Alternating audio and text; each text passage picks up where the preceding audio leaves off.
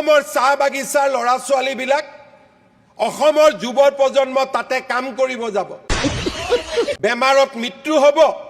আৰু আমি বাজেটত শ্ৰদ্ধাঞ্জলি আঁচনি ঘোষণা কৰিম ডেড বডি উভতাই অনাৰ বাবে অখিল দা এই মামাই কি কৈ আছে এইবিলাক এই আপুনি মামাক কিবা এটা কওক নহলে মোক খেদাই বাহি কৰি দিলে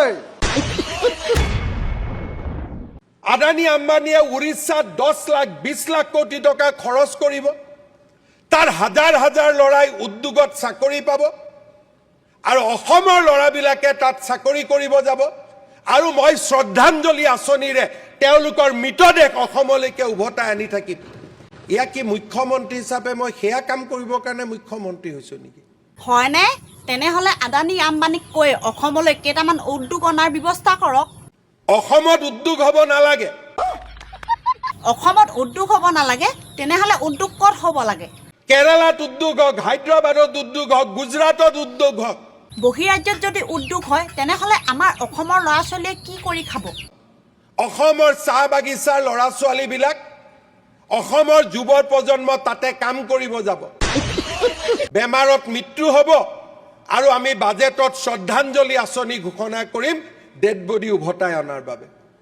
অখিল দা এই মামাই কি কৈ আছে এইবিলাক এই আপুনি মামাক কিবা এটা কওক নহলে মোক খেদাই বাহি কৰি দিলে বাহিৰ বাহিৰ কৰি দিলে কিয় আজি মোক সদনৰ পৰা গোটেই দিনটোৰ কাৰণে বহিষ্কাৰ কৰিছে অধ্যক্ষ ডাঙৰীয়াই কাৰণ অসমৰ মুখ্যমন্ত্ৰীয়ে কৈ আছিলে যে অসম এনেকুৱা ভাল ৰাজ্য হৈ গৈছে যে আমি অৰুণোদয় দি দিয়াৰ কাৰণে অসমৰ মানে poverty rate multi dimensional poverty rate আগৰ যিটো 36% আছিলে সেইটো 14%লৈ কমি গৈছে মই তেতিয়া ক'লোঁ যে নীতি আয়োগে দেখুৱাইছে যে আজিৰ দিনটোত মাল্টি ডাইমেনশ্যনেল প্ৰভাৰ্টি ইণ্ডেক্সত অসম ভাৰতবৰ্ষৰ ভিতৰত আটাইতকৈ দুখীয়া 6 নম্বৰ ৰাজ্য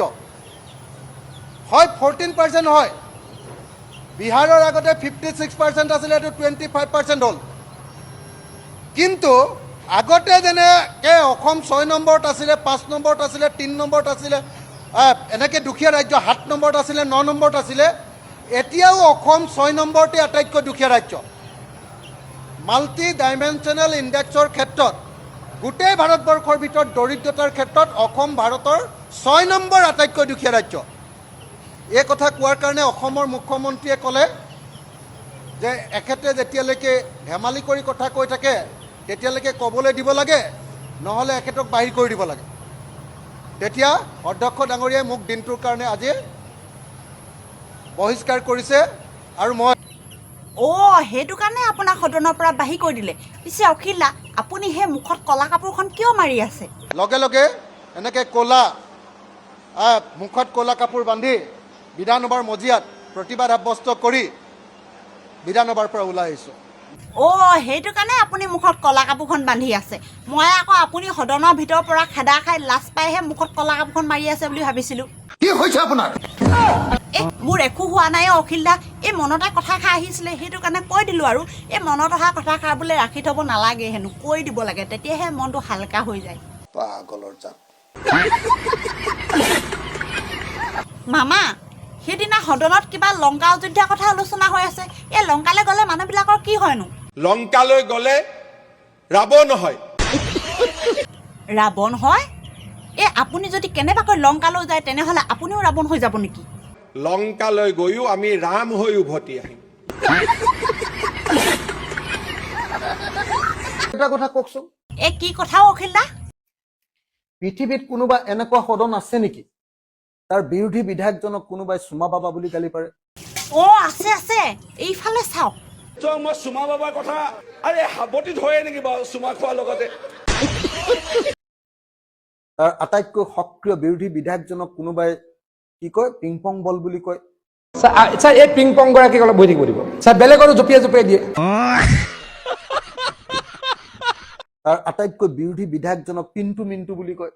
এতিয়া দুজন হলো কাৰণে কালি CM পিন্টু মিন্টু মোক কৈ আছে এনেকুৱা ননসেন্স আনচিভিলাইজড এনেকুৱা ননসেন্স আনচিভিলাইজড কোনোবা চিফ মিনিষ্টাৰ আজিলৈকে পৃথিৱীৰ ইতিহাসত জন্ম হৈছে নেকি এনেকুৱা কোনোবা ৰাজনৈতিক দল জন্ম হৈছে নেকি যি ৰাজনৈতিক দলৰ বিধানসভাৰ আটাইতকৈ সক্ৰিয় বিৰোধী বিধায়কজন যিজনে তেওঁলোকৰ কলিজা কপাই দিব পাৰে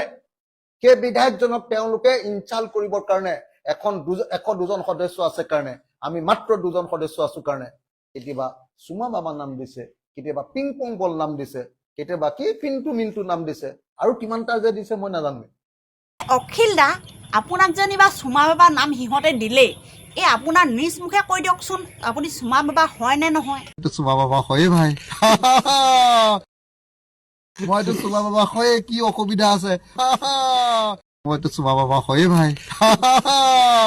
মইতো চুমা বাবা হয়ে কি অসুবিধা আছে এয়াই তেওঁলোকৰ সংস্কৃতি সনাতন সংস্কৃতি এয়াই বিৰোধী পক্ষৰ প্ৰতি তেওঁলোকৰ সন্মান আহকচোন হিমন্ত বিশ্ব শৰ্মাই 1 ঘণ্টা ভাষণ দিয়ক আৰু মই 1 ঘণ্টা ভাষণ দিওঁ অসমৰ অৰ্থনীতিৰ ওপৰত তেওঁক মই প্ৰতি ছেকেণ্ডত বগৰাই দিম নে নাই চাওঁ প্ৰতি ছেকেণ্ডত মই বগৰাই দিম তেওঁ 1 মাহ পঢ়ি আহক মই একদিনো কিতাপ নোচোৱাকে থাকিম ইমান দিন পঢ়ি থকাটোৱে মোৰ হৈ যাব কথা ক'বলৈ আহিছে হা মোৰ নিচিনা মানুহটোক তেওঁ কি চুমা বাবা নাম বুলি কয় মোৰ নিচিনা মানুহটোক তেওঁ পিং পং বল বুলি ক'বলৈ চেষ্টা কৰে মোৰ নিচিনা যিটো মানুহে আটাইতকৈ বিৰোধী হিচাপে আটাইতকৈ ইম্পৰ্টেণ্ট কথাখিনি কওঁ সেই মানুহটোক পিন্টু মিন্টু নাম দিয়ে হা গতিকে স্পষ্টকে কৈছো আনচিভিলাইজ অসভ্য মানুহৰ সমাহাৰ ঘটিছে বিধানসভা অসভ্য আনচিভিলাইজ মানুহৰ সমাহাৰ ঘটিছে